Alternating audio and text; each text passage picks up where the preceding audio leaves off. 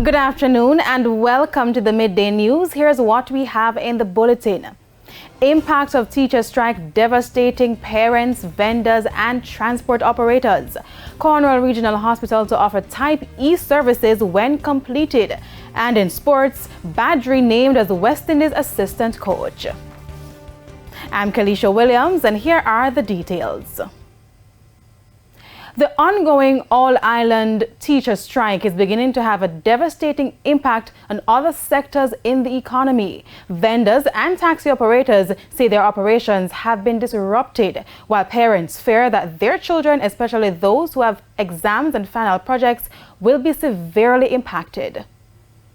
Right now, me in I park, I'm gone down already. I'm gonna have teacher for carry and student going to and fro. Right, so the strike are going and now we kind of rough with it. The strike of the teachers affect we in a very, very bad way because teachers not turning up to school, children not going to school, taxi man can't get no work to do, and we're already in deep crisis already from all angles. So all we're saying to the government in a respectable way is blundering too often in every aspect. Teachers, police. Not in a disagreement with the teachers, but I'm saying they should let us know from early this morning or latest day when there's going to be a sick out, so you don't send the children to school. You're at work and you're called to get the children and pick up. And the parliamentary opposition, PNP, is this afternoon blasting the government over its handling of the ongoing wage negotiations involving teachers. The educators are livid and have been calling for a solution. Now, Anthony Lugg was at the PNP's media briefing today and now reports. Thanks, Kalisha. Now, the opposition would have called a press conference to outline their concerns about the ongoing negotiations with the teachers here in Jamaica. Now, Senator Damian Crawford said it's just unacceptable how teachers are being treated. Among the issues raised here at the press conference was the issue of teachers playing politics with signing the agreement. The last vote of teachers negate this claim. As of the 585 delegates that voted, 560 voted no. So 96% would have voted no. There is no way a government with 42 seats and a clear majority in parliament could reasonably assume that 96% of any group would have been politically motivated to vote as they have. Additionally, there is no basis to reject logic and to move to malice when there is sufficient logic for teachers to be resistant of accepting what has been posited and put forward to them. Another issue raised by the opposition spokesman on education is that the payments would not be made after April 1 in lump sum. Indeed, the Minister of Finance and the government is quite aware that there are simple remedies to the situation which has been used for decades, including by this current minister. Firstly, the ministry and the minister should and could place funds currently available in escrow, which is facilitated by the law, which essentially states that all funds must be spent in the year budgeted, except as is provided by law, which an escrow should qualify.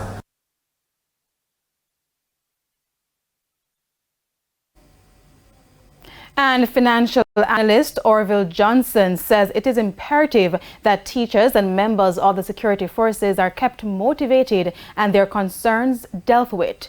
This comes after days of protest action by teachers. The teachers are very critical in terms of upskilling the workforce and the police in terms of security. Those are two of the most fundamental issues we have now as an economy if we are to move to the next stage, to get the kind of workforce, the kind of productivity which is behind, which is so critical coming out of a good education system, all those STEM programs and all that. And then on the side of security, to get crime under. Mr. Johnson was reviewing the recent budget debate on Power 106 Morning Agenda this morning. With mounting concerns about violence in schools, the Security Ministry says more support is to be given to schools. At the same time, the Education Ministry is calling for parents to play their part. More in this report. The cases of violence in schools have been plenty, and by all indication, it will continue unless drastic changes are made. Just yesterday, a student was injured by another at the Lennon High School in Clarendon. No, yes, we will have differences. It is life. But how we manage those differences. Can I disagree with you and still respect you? Can I disagree with you and not come to a violent confrontation with you? That is what we have to continue to teach. In response to the situation, sometime last year, the police trained and deployed hundreds of school resource officers. But despite those efforts, the issue persists. We asked Security Minister Dr. Horace Chang whether more SROs are needed. Well over 200 resource officers, security resource officers, SROs in schools, and we continue to train more. In addition to that, all our effort with crime prevention is collaborative with the police. So some of the social work being done both with the community and with the agencies of government, labor and social security, etc., is in collaboration. In the meantime, the Education Ministry has also partnered with the Justice Ministry with a view to expanding a restorative justice program in schools. The target this year is about 500 schools. It's an excellent program. It allows the perpetrator and the victim, or perpetrators and victims, to come together in one space to talk about what has happened, but also to take responsibility for what it is that has happened. We're hoping, we're expecting that the more of these sessions that we have, we will see a reduction in the reprisals that happen. They were speaking with journalists at a Pals Day concert on Tuesday. Sandy Williams, TVJ News. And it's now time for a break, but stay with us. More stories when we return. Welcome back to the Midday News, and thanks for staying with us. Continuing the news now, with a number of roadways in a deplorable condition, a $40 billion program is being rolled out island-wide to fix the roads and improve safety. The program is being dubbed SPARK, Shared Prosperity through Accelerated Improvement to Our Road Network. Finance Minister Dr. Nigel Clark made the announcement on Tuesday as he opened the budget debate. Over 2,000 roads will be rehabilitated.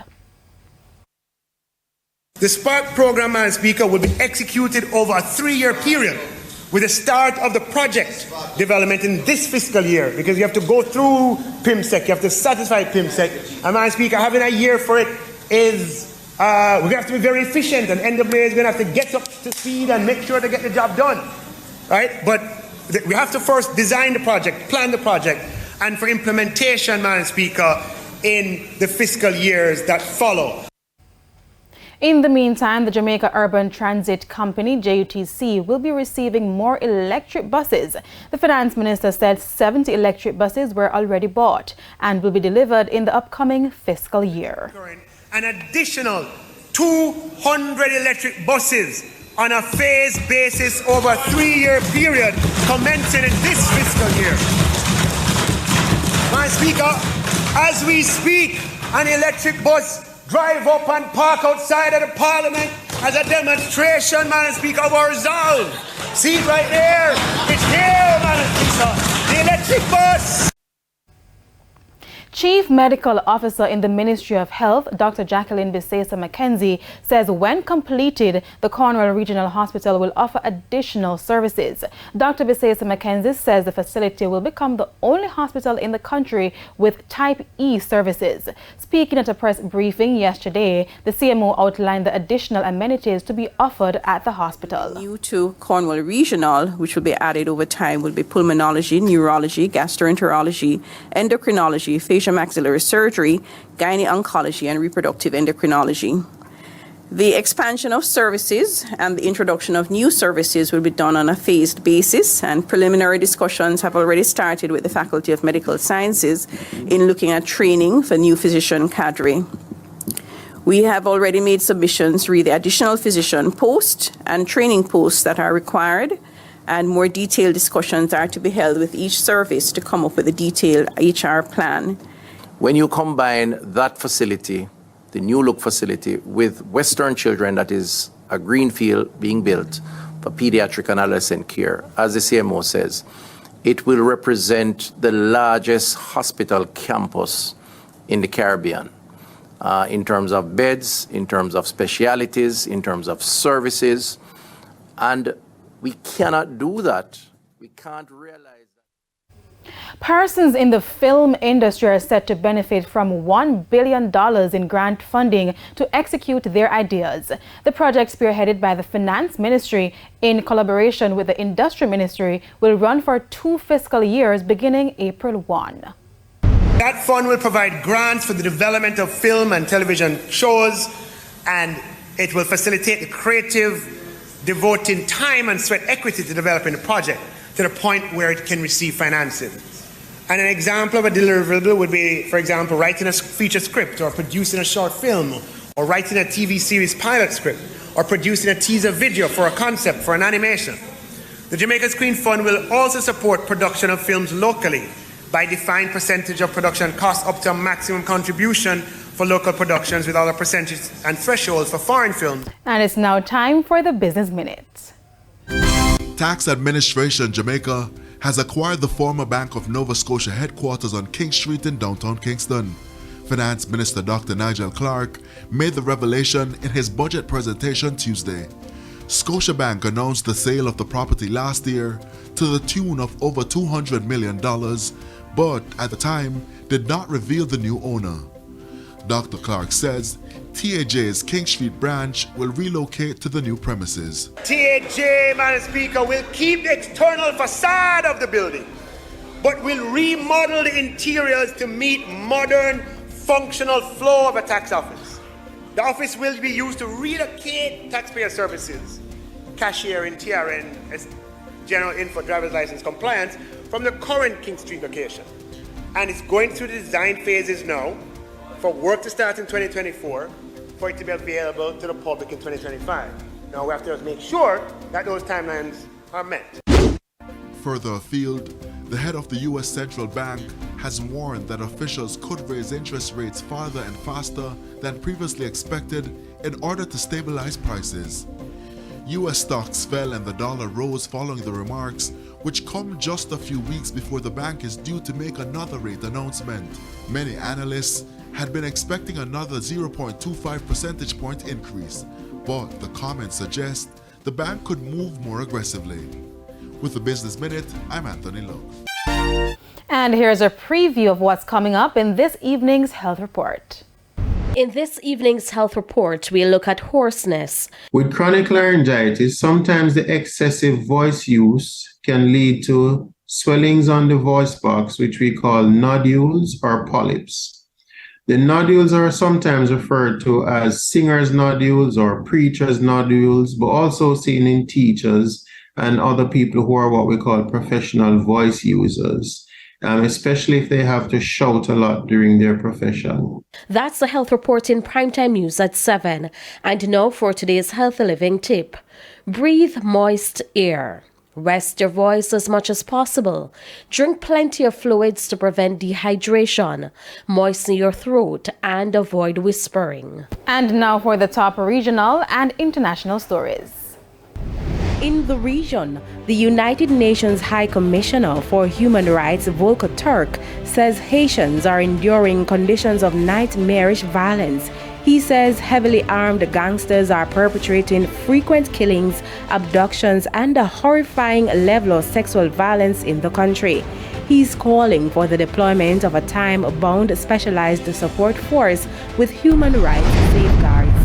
On the international scene, in the United States, a bipartisan group of 12 senators have unveiled legislation that will boost President Joe Biden's ability to place a nationwide ban on TikTok. The proposed law is called Restricting the Emergence of Security Threats That Risk Information and Communications Technology Act. This law did not specifically name TikTok. However, the law would give the U.S. more power against foreign software deemed as a national security risk by the Commerce Department. However, TikTok issued a statement which says a possible U.S. ban would have a negative impact on the free speech rights of millions of Americans. And those were the top regional and international stories. I'm Sam. We now head to a quick break. When we come back, we'll have your midday sports report. Jordan Fort is on standby. Jordan?